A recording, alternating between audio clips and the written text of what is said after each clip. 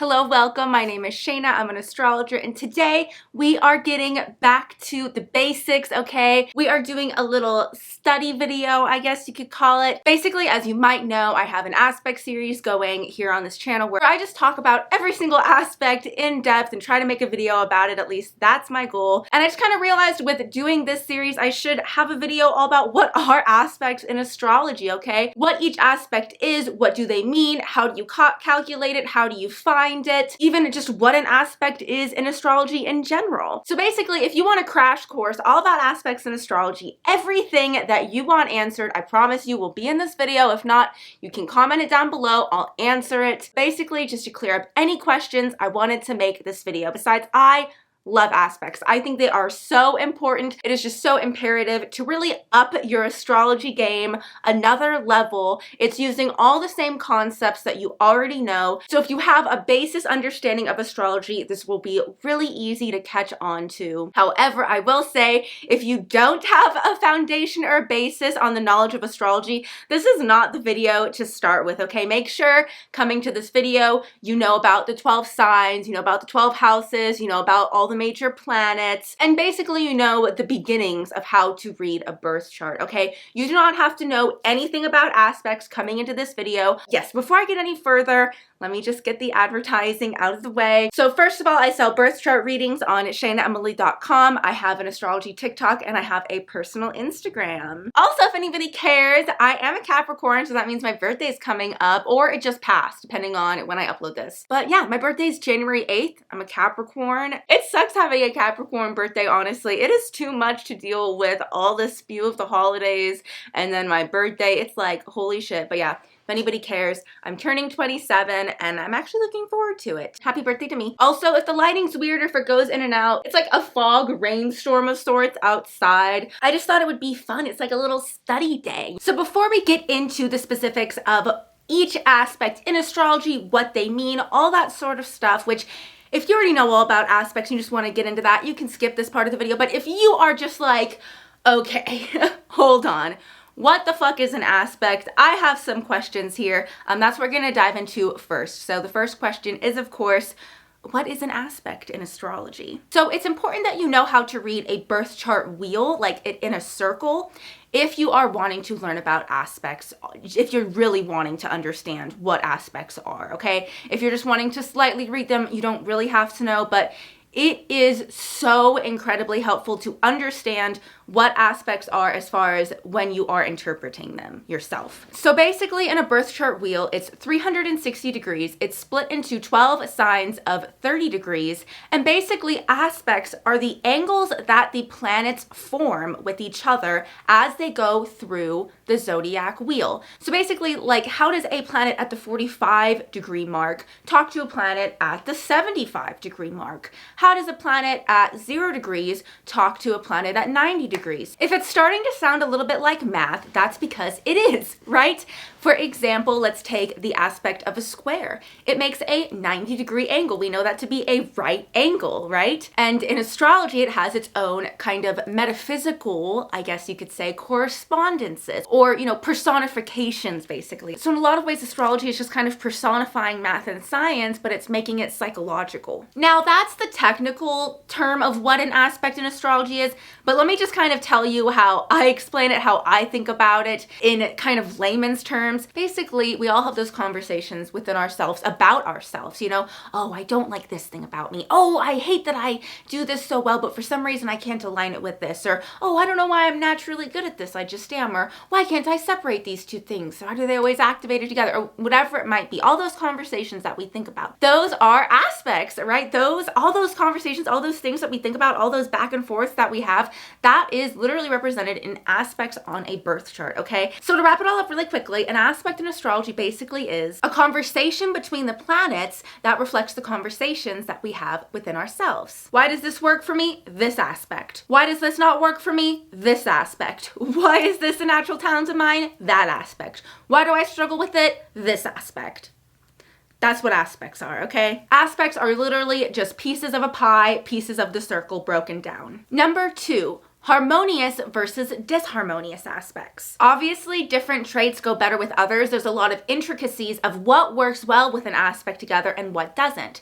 There's a lot of simple things which I'll go over, that there are some aspects stamped as positive and there are some aspects stamped as more negative, but a lot of times it does go a lot deeper than that. You know, astrologers go back on what term to use. Oh, this is a bad aspect, this is a negative aspect, whatever it is, but they're really just harmonious and disharmonious. Because when something is harmonious, there can still be positives and negatives within that. When something is disharmonious, there can still be positives and negatives within that, right?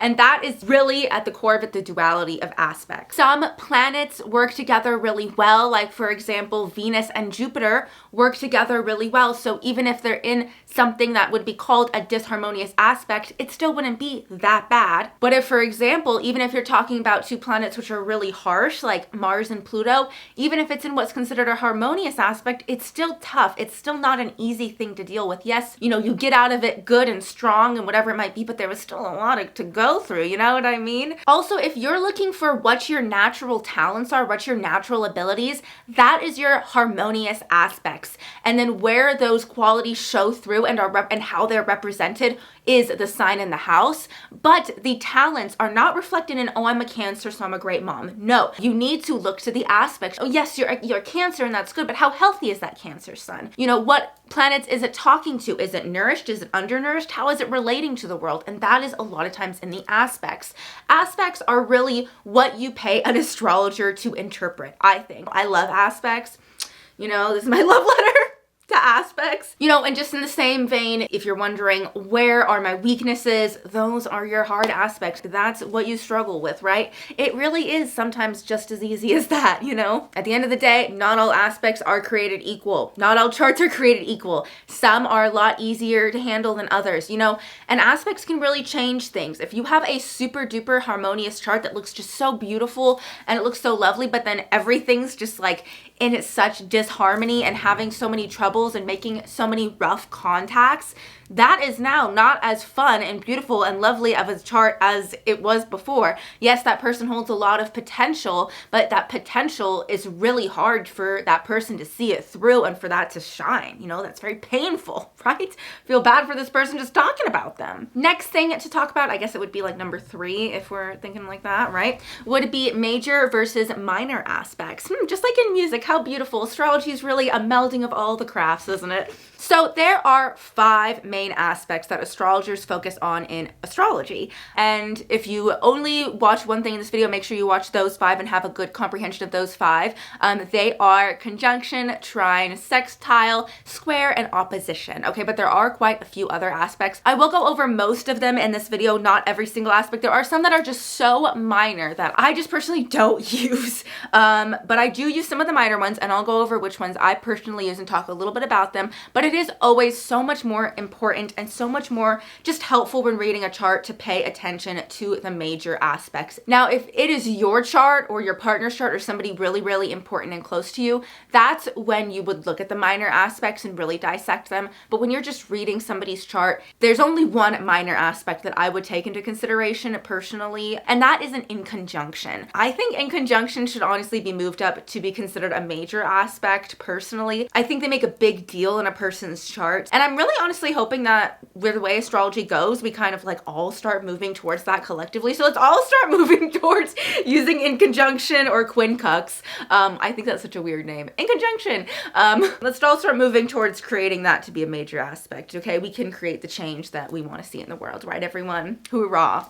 Basically, major aspects equals major life themes. Minor aspects equals minor life themes. Sometimes they're so minor that the native like doesn't even notice them. And a lot of times they're just like these like low grumblings. But for the most part, it was a thing, but you're like, yeah, it never like made my life horrible or great. It was just a little thing. So today, the minor aspects I'll be quickly touching on at the end of the video are the semi-sextile, the quintile and biquintile, the semi-square, and the sesquiquadrate. There are some names many different names for those, but those are the ones that I like using. So those are the ones that I'm going to use in this video because, again, I'm being the change that I want to see in the world. Number 4, and I think this is a question that I'm going to get from a lot of people, is do I use out of sign aspects, and also what is the orb allowance for each aspect, or what orb allowance do I use? So this is more for people that probably know a little bit more about astrology. I always want to know what people's techniques are. So if you're interested in what I use, I am a tropical Western Placidus astrologer, and I do not use the whole sign system. I do not use equal house system. I only use Placidus with everything personally. And I'm also definitely somebody that uses out of sign aspects. So this might be something that you don't really understand what I'm saying until you watch the end of this video. You might need to come back to it. But basically what an out of sign aspect is let's take an opposition, for example. Aries and Libra are opposite together, and so they are what forms an opposition. An out of sign aspect would be that by degrees, let's say you have an Aries sun and a Virgo moon, but the degrees are just so that they're in opposition. I count that. I fully count that. There are a lot of astrologers that don't count it. They only count aspects that are within the correct sign, like Aries and Virgo are not opposite, but they can be opposite on the wheel, and there are traits that are opposite. I think that aspect will be felt. You just have to use your deeper thinking skills and analyzation skills and come to see what that might equal, okay? It just might not be as laid out, but it still really does affect things. You can have an out of sign aspect that is within 0 degrees to each other. So I definitely think that these would count and make a big deal. I use them. Now, orb allowance. I will go over what orb allowance I personally use with each aspect when I get to them. But basically what orb allowance is that obviously when we're talking about degrees, it's very rare that an aspect will be 0 degrees, 0 minutes, basically. You know, we can have some. I have one in my chart, but I only have one, and I rarely ever see it, for example. So there's what's called an orb allowance. Let's just use an opposition again, because that's just what I've been using. So an opposition takes place between two signs that are within 180 degrees of each other. But with an orb allowance, which is usually around 10 degrees, you can have two planets which are 170 degrees away from each other, and that would still be considered within the realm of an opposition. Now, it would not be as strong. Any aspects that you have in your chart that it says the orb is 0 degrees or 1 degree, that is a very important, very prominent, pivotal theme in your life, this aspect, okay? So like if I've made an aspect video about that aspect that you have, that is really, hopefully, if I interpreted right, which I always do, then that will really hit home. But for example, let's say you have an aspect that's, 10 degree orb. Yes, that will all very much hit home and very, very much be relevant. Maybe you feel like it's not the biggest thing in your life. It's just this major undertone and undercurrent, but your main focus and, mountain that you really have to climb are those 0 degree orb aspects. But again, something within 5 to 10 degrees is still very relevant. Now with minor aspects, it's a super duper small orb, and it should definitely stay that way because these aspects are so minor. And then the final question, number 5, is aspect patterns. What are they? Will I be talking about them? No, I will not be discussing all the aspect patterns in this video. That, if I do want to talk about that, will definitely be in a separate video. It deserves a whole separate video on its own to talk about aspect patterns. I can't get through that today, but basically all aspect patterns are is if you look at your birth chart and you see little shapes in them, like a triangle or like a grand cross or a kite looking thing or this one, those are aspect patterns. What an aspect pattern is 3 or more planets that are all cohesively talking to one another. They're all within a little, circle holding hands, singing songs and dancing together. And how good the songs sound and how well they're dancing together, I guess, will depend on how healthy that aspect pattern is and how healthy those things are talking to them, right? But not everybody has an aspect pattern in the chart. Some people have one, some people have more than one. All the possibilities are a thing, right? And it's not a bad thing if you don't have one, and it's not a good thing if you do have one. It's just a thing. And again, all aspect patterns are not created equal. Some are easier than others, but there are definitely some that seem really easy and seem really great, but not everything that glitters is gold, especially in astrology. So if you're wanting to know more about aspect patterns, let me know and I'll make that video sometime in the future. But basically how it comes through in life is, again, all aspect patterns are like life themes, life situations that keep happening, conflict basically. And aspect patterns just show, okay, these things in my life always get entangled and create this outcome. Sometimes that outcome is great in talent and perfection. Sometimes that outcome is a lot of struggle and a lot of hardship between these things in your life that you just keep on going back back and forth with and can't make happy. And then sometimes it's somewhere in the middle, right? Most of the time it probably is somewhere in the middle.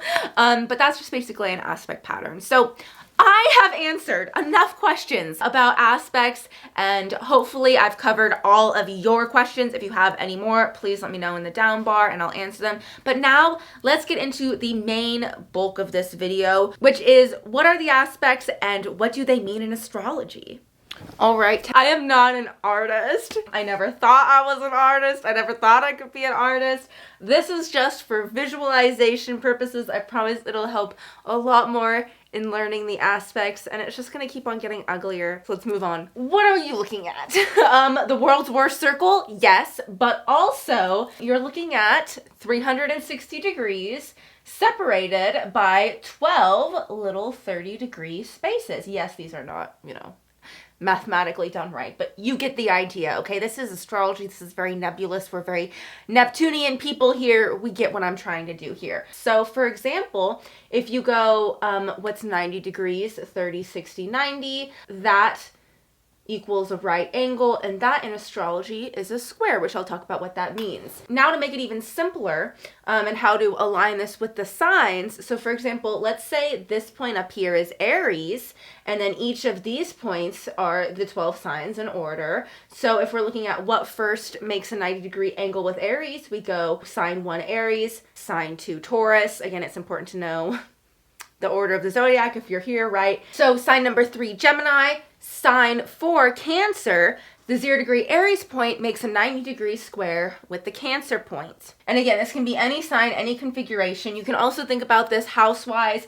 This again looks like a birth chart wheel, so this would be house 1, house 4, house 7, house 12, in which case this would be like Aries, Cancer, Libra, Capricorn. So I played around with the lighting for a really long time, and no matter what I do, there's a glare on this whiteboard. There's just gonna be a glare on this whiteboard. But enough of all this beginning stuff, let's just get into it. So let's talk about the conjunction. So the conjunction is the easiest aspect to understand, and that is because it's just the same thing, right? It's on top of each other. It's conjunct. The conjunction is basically just any two planets within 0 to 10 degrees of each other. Some people count up to 15 degrees. I would say I would take it to about 11 personally. But if you want to count it up to 15, I wouldn't say like you're wrong. But definitely above 15, I don't think anybody would count something as a conjunction. So let's say you have something at 0 degrees Aries and another planet at 27 degrees Aries. I would not consider those conjunct. However, they are within the same sign that they do talk to each other, but they're not specifically the energy of the conjunction. And let me tell you in a second what that is. But first, so if we think of this as point 0, right, we think of this as 0 degrees on the chart. And the little symbol for it is usually a little circle with a little line up like that. A conjunction is considered neutral. It's not considered harmonious, nor is it considered disharmonious. So everything in astrology is obviously very intuitive, and that's especially the conjunction. Now, you also might be wondering, okay, well, what if I have a planet at 0 degrees Aries and 20 degrees Pisces? Is that considered conjunct? Yes, thank you for asking. Yes, I do consider that conjunct. That is what I was talking about before. That is what is considered an out of sign aspect, and I would 1000% consider it to be a conjunction. The main point of a conjunction will always be there, and that is that when one planet of the conjunction is triggered, the other planet is also triggered as well. So what that means is, let's say you have a Sun and Mars conjunction. When your ego is triggered, so is your anger. So when somebody hurts your ego, you will always respond by getting mad. How you get mad will be shown through the sign, and what you get mad about will be shown through the house. Obviously, this makes those two planets very volatile. Even if it's not something like the Sun and Mars, which is obviously volatile, let's take something more soft like the Moon and Venus. It still is volatile in its own way. A Moon conjunct Venus will amplify so strong the feminine principles of both the Moon and Venus. Now you're probably understanding, oh, so that's how there are some aspects that are more compatible and others that aren't. For an example, Venus and Pluto conjunct are not very happy together. Those are two very different energies. So this is a much harder conjunction than, let's say, Moon and Venus, which naturally get along because they're both very feminine, reflective energies. Now let's say you have a big fat stellium and you've got a bunch of planets all on top of each other. That means that your personality, just in general, when one thing is active, activated, all of these components of your personality is also activated. So for example, if you like something, all of these planets are triggered. They all say, yes, yes, yes, we love this. You really, really, really want to do it if you have a big stellium. But if also in the same vein, if they all say, no, God, no, my God, it is hard to get that stellium to do that. And again, what they want to do and how they want to do it will be shown through the sign and the house. Now, I will say the positive side of conjunctions is that it's really important to have some, because if you don't have any conjunctions, then this is a very confused and directionless personality. The more conjunctions you have, the easier it can be sometimes. You know, we obviously don't want too many, but there's a good medium where if you have a good amount of conjunctions, you can find a good sense of direction. And that's just because of, like I said, when one thing's triggered, everything is, you go, yes, I like this. Yes, all parts of me like this, or a lot of parts of me like this. I'm obviously going to do it. When you don't have a lot of conjunctions or any conjunctions and your chart's just splattered all over, it's like, well, yeah, I want to do that, but not enough to always do it. Yeah, I want to do that, but not enough to always do it. Yeah, I want to do that, but not enough to commit to it, right? It creates a little bit more of a, I guess you would say, like wishy-washy personality. However, sometimes conjunctions can be hard when it's a bunch of volatile energy. Like, for example, I've seen some charts of older people with Pluto, Saturn, and Mars all conjunct in Virgo. This is so extreme. This is so reactive. And then this conjunction will become such a problem because all those planets become trigger happy, right? When one planet's activated, they all just want to jump in and join the party. And so it's hard when you have all these like volatile conjunctions to remain calm and chill and passive just in your day-to-day life. However, in general, I would say conjunctions are more of a help than a hindrance, because no matter what, you kind of get the positives and the negatives of both of those energies. So let's say you have a sun and moon conjunction. A lot of times it'll feel like you have, you know, a sun and moon sextile, trine, square, and opposition, and just all of the aspects in between all at once, because you're experiencing all facets to that energy. So it is a really interesting aspect to pay attention to, but for the most part, it is pretty simple to interpret, which is nice. I guess I'll do the harmonious aspects in green. I don't mean to make it that way, but let's go on to the trine, which is considered the most harmonious aspect, the most positive, the most benefic, the most, you know, thumbs up aspect in astrology, the trine. So basically all a trine is planets within the same element. So if we're taking this as point 0, a trine happens between two planets within or around 120 degrees of each other. And what that looks like on this little fake zodiac wheel circle thing. If this is Aries, which is a fire sign, this would be Taurus, this would be Gemini, this would be Cancer, and then this would be Leo, the next fire sign. So this is where the trine takes place, and this is at 120 degrees. And yes, all aspects go both ways, so that means that also the other trine, if you count 120 degrees from this point right here, you go 30, 60, 90, 120, and this spot here is where the other trine is. So we got 120 degrees, and the little symbol for it is very simple. It is a triangle. And yes, there is an aspect pattern called the grand trine. We connect all these points, and you will see it creates a triangle, trine 3. And that creates a grand trine aspect pattern in your birth chart if you're curious. Okay, now obviously, you know, if we're talking this point here, like Taurus would trine the earth signs, which are Virgo, Capricorn, Gemini would trine the air signs, Aquarius and Libra, and Cancer would trine with the water signs, Scorpio and Pisces. So most of the time, like I mentioned, a trine is within the same element. And so when you search something like, what is my Aquarius sun harmonious with? What does my Aquarius sun work the best with?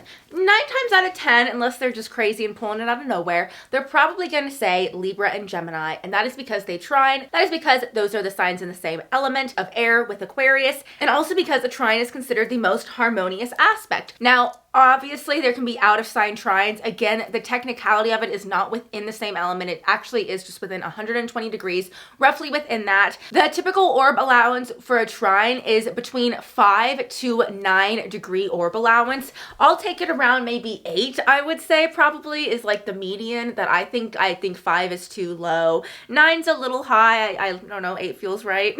A trine just means that those two planets, the energy is flowing easily. Those two things both work well together. They have their strengths within a similar element or within a similar, I don't know, faction of the world, within a similar talent, and they enforce each other. So, for example, not only am I good at drawing, I'm good at sewing. And not only am I good at sewing, I'm really good at marketing. So I'm really good at making my clothing business because of all these trines. But basically, a trine is your natural talents. It's your natural abilities. It's the things that you can just do better than anybody else.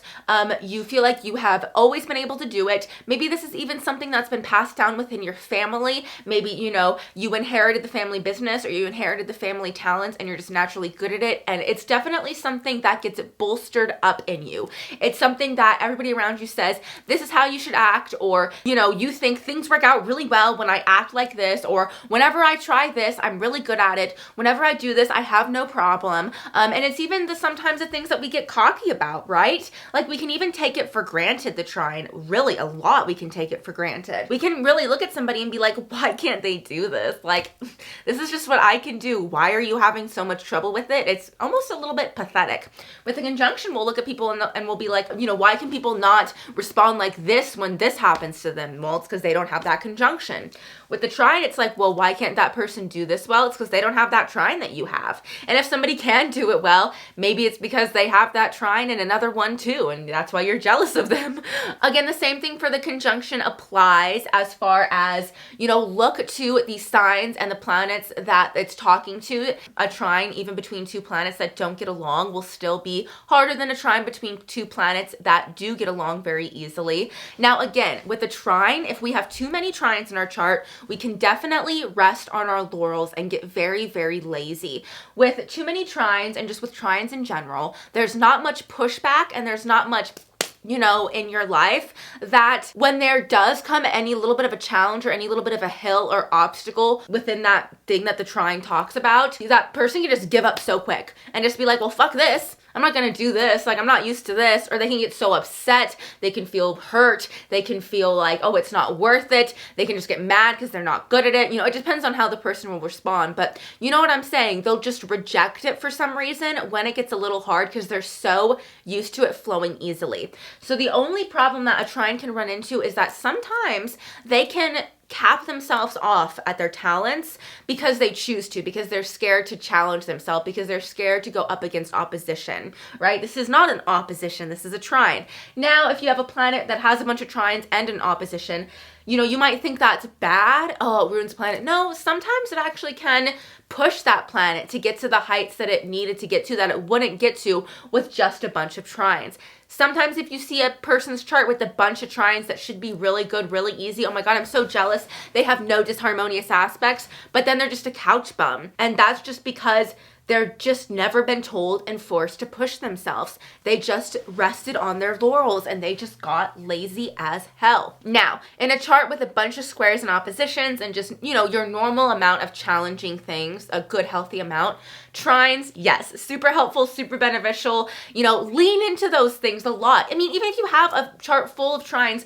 look at it and challenge yourself. Use it. Push yourself. You know, again, if you're wanting to look at what are my natural talents, go straight to your trines. Do that. Use that. Push that more. These are the things that you look at when you want to feel good about yourself. Now, again, not all trines are single dimensional things, okay? Every trine comes with its level of complications, but the point of the trine is that you come out of it positive, right? You don't come out of the experiences with the trines feeling like it was fucked up, you made a mistake, you didn't like how that went, you have regrets. No, you come out of your experiences with a trine being like, you know, at its worst, yeah, that was hard, but I came out of it a better person and I'm so glad I went through it. At its best, hell yeah, I won first and that was easy. Losers, you know? I guess at its best would be like refined talent, really. Next aspect I'm gonna talk about, I'm gonna stay with the harmonious aspects, is the sextile. This is still a harmonious aspect, but it's not as harmonious, I guess is what astrologers say. You know, a trine is like these big, major, natural talents and abilities. The sextile is more like the things that support the trine, right?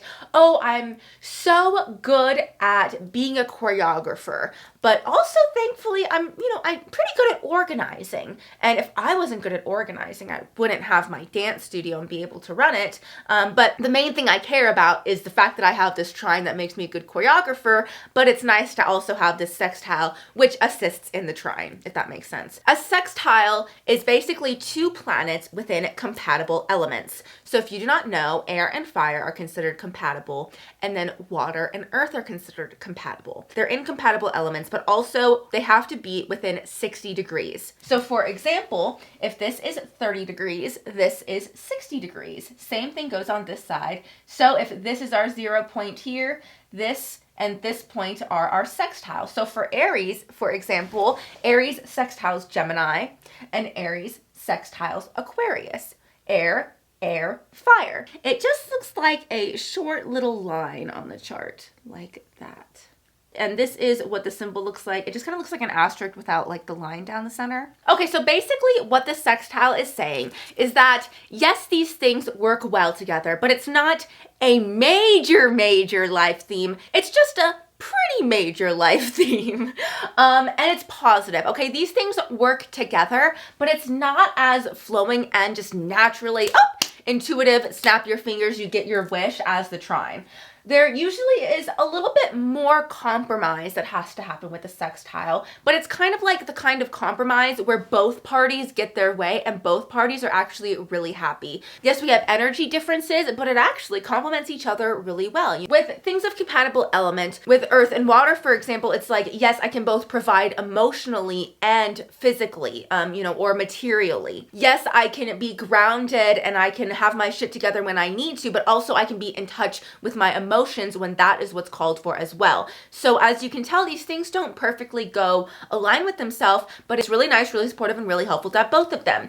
You won't notice a sextile as much as a trine, but it is definitely something that you at one point will want to explore in yourself. Like, oh, I guess I have this a little bit, but I've never given it that big of a focus. So you might find that you're better at it than you expect. You just never got the platform to do so. With the trine, you're always given a platform to do so. With the sextile, sometimes you are and sometimes you aren't. All right, let's go on to the next aspect. We're going to start talking about the more disharmonious aspects now, and we are going to start with the opposition. So oppositions are exactly what they sound like. They're between two opposite signs, and what that means is that they have a 180-degree orb. So to spare you all the math that I don't feel like doing, 180 degrees is exactly half of 360, and so if this is our 0-degree point, our 180-degree point is down here, and that creates the opposition align straight down the center. Or, here to here, here to here, here to there to there, right?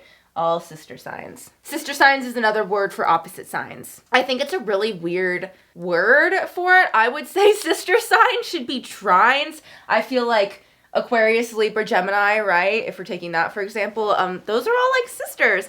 I feel like an opposition is more like a sister and a brother or something. I don't know. All right, so we have 180 degrees, the opposition down here in a straight opposite line, and then the symbol for the opposition makes a lot of sense. 2 points connecting, and it looks like an opposition, so it's really easy. The first thing I will say about opposition first, so for example, if this is the Aries point, this would be the Libra point, and that is fire and air. So a lot of people have the misconception, I find, of thinking that, oh, fire and air, all fire and air signs are compatible like they are with the sextile. That is not necessarily true. If you are in opposition with each other, if you guys are right across the wheel from each other, that is not considered as harmonious, not even close. Again, astrology is so intuitive, so an opposition just basically means these two things are, you guessed it, opposites. If you have an opposition, it's that thing in your life that it's like, why am I like this in one situation and then completely the opposite in another? People might even criticize you like that. Maybe like, people that are unpredictable are probably the people that have a lot of oppositions because you never know which one they're going to play off of, which one's going to get triggered. It can be very confusing to have an opposition because both things are true. And if you have an opposition very prominent in your chart or an opposition heavy chart, it can make somebody that feels like they have a split personality or just feels flaky. People might, you know, interpret them the wrong way. It can sometimes cause a lot of mental illness because it's like two sides of you and two very hypocritical things are happening at once. So for example, let's say you have a sun opposite moon. This is a full moon baby. This is somebody that sun are our wants and moon are our needs. It's so hard to get these two things aligned. We want one thing in life, but we need another. And those things are completely two different things. I want to have a great job and feel good about it, but I need to have a family and a good family life. This is now a big undertaking. If you had a conjunction sun and moon, oh, I want and need an amazing career. That's all I care about. That's what you're going to focus on. That's all you're going to go towards. You're not going to care about a family because nothing's triggering that. Now, if you have this opposition with the sun and the moon, oh yes, I'm happy because I got my want, which is my career, my sun. I'm just taking this as an example. Input whatever you have here. You know, this would be like a Capricorn sun, Cancer moon, for example. When I want my Capricorn sun, I want a job, a career, but I need to have a family. I don't feel fulfilled. I don't feel like happy in life, basically, because even though I got this one thing, I also need to have a family to feel happy and fulfilled, so it can be very demanding. Having a lot of oppositions or an opposition heavy chart or a prominent opposition can make your life just a lot more demanding because you need a lot more out of it to be happy, and those two things that you need out of it are hypocritical and completely opposite to one another. Oppositions also have trouble making up their mind. A lot of times with an opposition, the person will subconsciously choose one or over the other that they favor. So let's take somebody with a Virgo Pisces opposition, for example. That would be this point and this point on this little zodiac wheel. Let's say they have a bunch of planets in Virgo and one planet in Pisces. They will probably choose the Virgo energy to like or favor more than the Pisces energy and try to ignore and pretend that they don't have this Pisces energy because it's weaker. And so what they'll do is just try to say that they're this Virgo person. I'm always on time. I live in this world. I'm very intellectual. I'm very analytical. I like to read. I have my feet in reality, right? But then they'll try to completely deny this Pisces side of themselves, for example, that wants to dream, that's creative, that is running late sometimes, that forgets some things. You know, Virgo has rules, but then sometimes Pisces doesn't even follow them themselves. And they'll completely ignore that, and it can be very confusing to everybody around them, and it can be very unhealthy to them because then their Pisces energy, or what their energy that they're neglecting, is being left out in the dust and it's not being nurtured, and it will force itself out and through one way or another. And you want that way to be conscious and healthy, not forced. And so it's really important to somehow find some way to love both sides of your opposition. It's so easy to pick one that you like and just want to do that.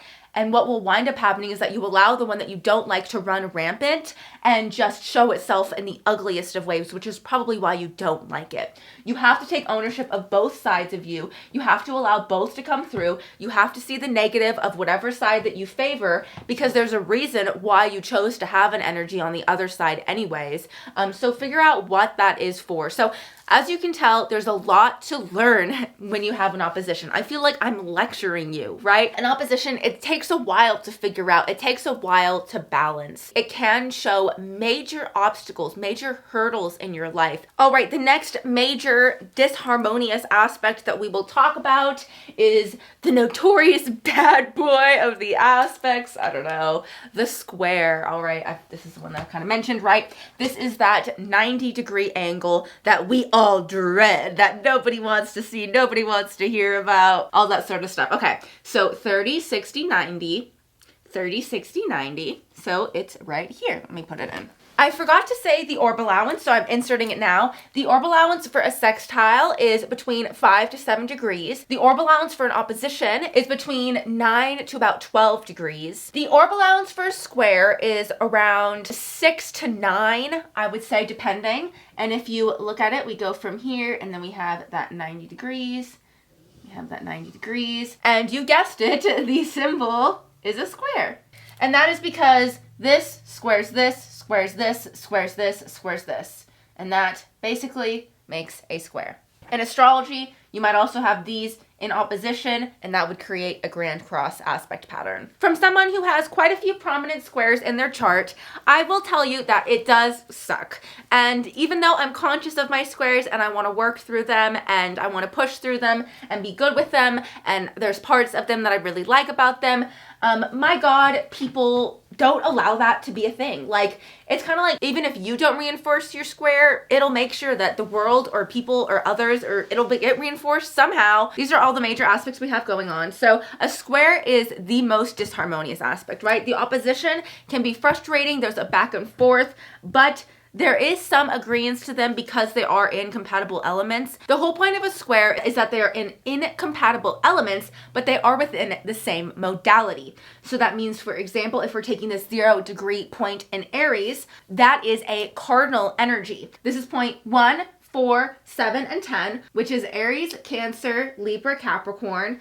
which is cardinal fire, cardinal water, cardinal air, cardinal earth. So the same thing goes for the modalities of fixed and mutable. Basically, a square causes tension, okay? Because they are the same modality, they both want the same thing, but the way that they go about it, which is the element that it's in, is very different. In fact, they hate how they go about the same thing. Let's say all the cardinal signs want to win. The way each cardinal sign goes about winning is different, and each of the cardinal signs have no respect for the way that the other cardinal signs go about wanting to win. So for example, if we're at Aries, the way that Libra goes about winning is just so opposite, so different. They just don't understand it. However, the way that Cancer and Capricorn goes about winning, they understand it, but they absolutely hate it. They resent it. They think it's the worst way to do things, and they spit on their faces when they do it. I don't know. It just causes conflict, right? So when this happens within you, that just means that you're in constant internal conflict when it comes to these two planets, when it comes to these two energies.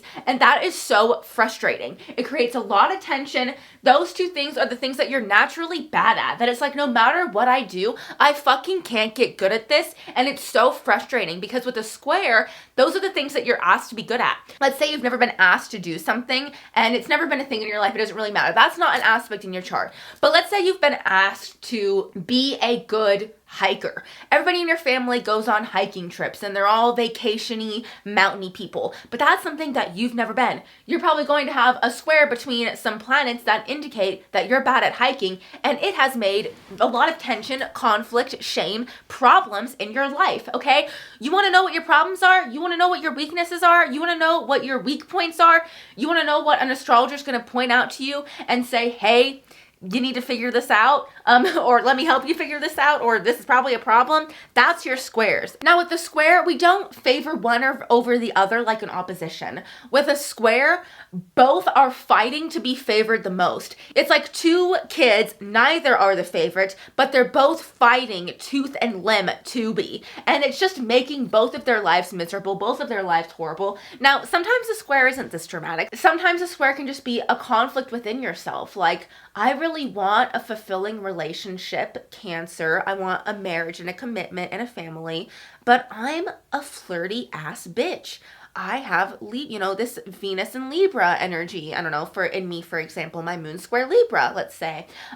So it makes it so that I have this square so that my main wife satisfies one part of me, but then my Venus and Libra satisfies the other, and I need both to feel happy. Now, this is a problem. Now, how you decide to take responsibility for the problem is on you and the planets and the energies in your chart, but no matter what, it will be a problem. It will be a contention in your life, and it's really hard to make both of these planets happy. If you say, okay, and I'm just going to go with my wife and make my Cancer moon happy, well, then you're going to be dissatisfied. Your Venus in Libra is going to be angry. So you need to find a different outlet for your Venus in Libra. I don't know what that is, random person that's made up, but you need to figure it out because you're being unfaithful. And that's a square. I'm just kidding. It doesn't always equal unfaithfulness, but it can. So is a square all bad? No. Without squares in your chart, there's no tension. Without squares in your chart, you will have the thinnest of thin skins. Without any squares in your chart, you will not be able to accomplish much because you won't care to. You won't be able to. Sometimes the hardest charts with the most squares, the most oppositions, the most problem stuff goes the farthest and reaches the highest because there's just a lot of determination in the chart. Nothing's going to stop them. They're so used to everything stopping them, but they won't let it. When you only have one square or a few squares in your chart, you can really succumb to those and let those few squares rule and dictate your entire life. And you'll forget that you have so many really positive, really successful trines because you're just so focused on that one bad thing. It's like a rich kid that has divorced parents, right? You just cannot succumb to all your squares. If you have a bunch of squares and a bunch of oppositions in your chart, stagnancy can happen. Sometimes a chart that is so, I almost want to say corrupted, I don't know, so just breaking, it just creates this level of like that Spider-Man meme where nothing happens because they're all just pointing to each other. Nobody knows where to go. No matter what direction you take, a bunch of parts of you aren't happy, aren't satisfied. So it just creates this indecision. It creates this stagnancy. It creates this inability to make a decision because you're just weighed down because you have to do so many things that are all contradictory to each other and make everybody mad and unhappy and you unhappy that it's just impossible. But also if we don't have squares, we will not grow. Just like how stagnancy can happen if you have a bunch of squares, stagnancy can also happen if you have no squares. Like yes, the person with no squares, the stagnancy will be a lot more comfy and a lot more leisurely than the stagnancy of a person with a bunch of squares.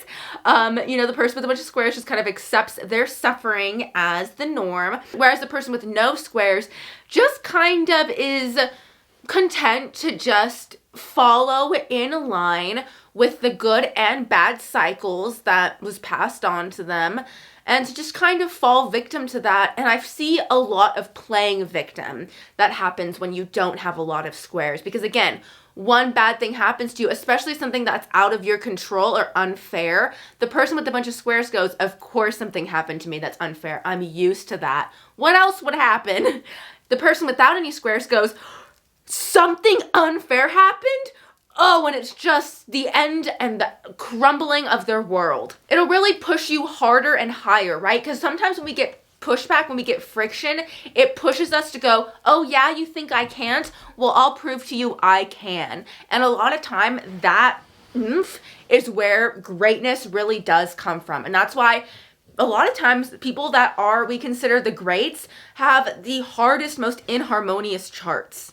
So now the last major aspect I will talk about, and the one that I see as kind of the most major of the minor aspects is the in conjunction. So an in conjunction is also called a quincux in astrology. And basically it's a 150-degree orb, so you guessed it. It's not an opposition, it's just one off. So it is this one and this one. When you're talking about Aries, Aries would be in conjunct Virgo and in conjunct Scorpio. My dog is coming to join the party, one of them at least. You want to say hi? You want to say hi to everyone?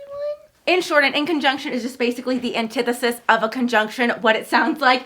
If a conjunction is everything's the same, it's conjunct. An inconjunction means everything's not the same. It's inconjunct. So that means that these are planets. If we're taking Aries and Virgo, for example, different element. We have fire and earth. Different modality. We have cardinal and mutable. And then Aries is masculine and Virgo is feminine. Everything about them is different. Same with Scorpio. They're in conjunct. Let's draw the little line there. All right. If you have two in conjunctions, my puppies decided to join. They're really interested.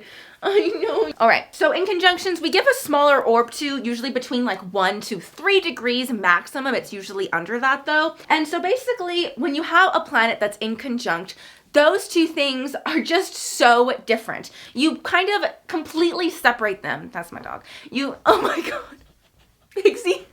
Those two planets are just so separate, right? A conjunction, you can't separate them. An inconjunction, you can't make them not separate. You can't combine them. You can't get these two things to work together one way or another. And that way it can be so frustrating because it's not just hypocritical. It just kind of comes out of nowhere. It makes no sense. So for example, if you have Sun in conjunct Mars, oh, I just always separated my ego and anger. And then everything that kind of comes along with that separation and that isolation, which is both good and bad, is basically an inconjunction. So an inconjunction is neither disharmonious nor harmonious. It just does not compute. It does not work together in any way, form, or shape. And those two traits are very different and are isolated and live very separate lives. It's like living in a condo. You know how you guys share a wall, but then your houses and your lifestyle and everything besides that shared wall is completely different. I think that's like an inconjunction, right? All right, that is the main aspects, the major aspects. Now,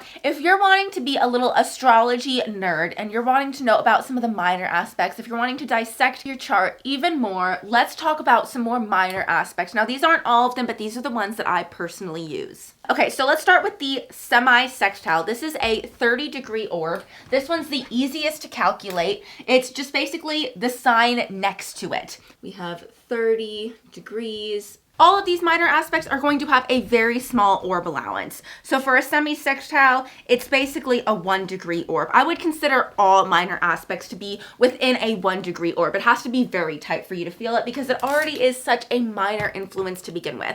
So basically when something is semi-sextile, it's kind of similar to an inconjunct in the way that these are just two signs that are very different to each other and they have a lot of trouble working together. Even though it's called semi-sextile, I consider it a more disharmonious aspect than I do a harmonious aspect. I think it's weird that it's called a semi-sextile. I think that implies that it's like almost working together really well, but it's just not quite working together really well. But it's more like it's not working well together at all, but for some reason you're gonna have to figure out how to make it work together. Both these things will need clearly defined rules. You know, these things will feel separate and you have to find some way to make them both work in the same vein. Now, this is a minor thing. This isn't a major struggle. It's just kind of like these things are a little bit separate in your mind.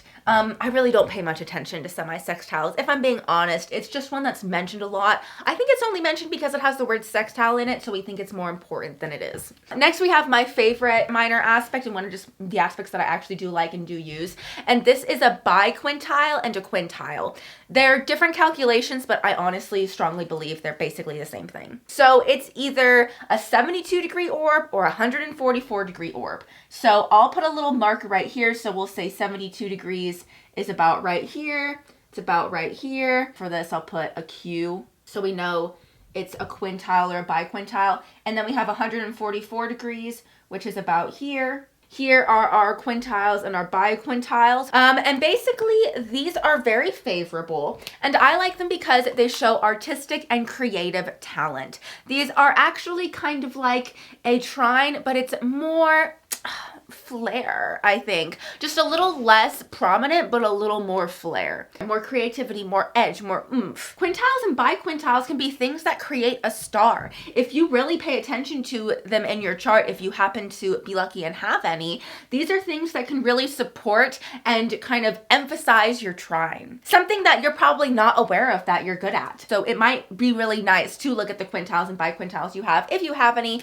because you'll be like, yeah, I am good at that and I don't really give myself credit for it, or maybe nobody ever compliments you for it, but it's true. All right, next up we have the semi-square, which is at a 45-degree angle. That's about right here. We'll just put a little S. So we have it here and here. Basically, a semi-square is like, yes, I have this problem and people point this problem out to me sometimes, but it's not interfering with my life right now. It's kind of at the bottom of my list. So I'm just gonna kind of put off dealing with this problem because I have other squares to worry about. That's basically a semi-square. Let's say you have Sun semi-square Pluto. Maybe your dad is very controlling and there was a lot of favoritism shown, but you really worked hard to let that not be a problem in your life and let that not be a major theme that gets you down, although it is a problem, and if somebody observed your life, they might point it out, maybe even more than you, but you refuse to let it bother you. And then the last aspect that we're going to talk about today, the quintile and biquintile are the minor harmonious aspects I pay attention to, and then this aspect, the sesquiquadrate,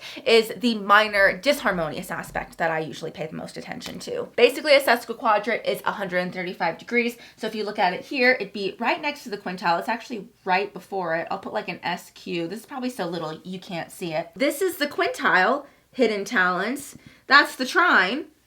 natural talents, and then in between that is the sesquiquadrate, which basically is a problem point in your chart, a problem point that you really refuse to acknowledge and refuse to accept. And it's something that everybody else around you really sees, but the sesquiquadrate, I think, is more extreme than the semi-sextile. I think it's almost like smoldering conflict, smoldering tension, obvious problems that you have. With the semi-square, it's more like tension in your life. With the sesquiquadrate, it's more like this is your problem and you're refusing to acknowledge it. You're refusing to deal with it. We can put it off not because it's at the bottom of our list, but because we're stubborn and we don't want to face it. We don't want to see our sesquiquadrates. We don't want to acknowledge them. We want them to remain a minor aspect. And sometimes our sesquiquadrates can become real issues in our life. And there might be, like, you might look at somebody and be like, this is such a major problem that they have, but why isn't it showing up in their chart? And it's because it's showing up as a sesquiquadrate, very strong, and the energies obviously don't go along.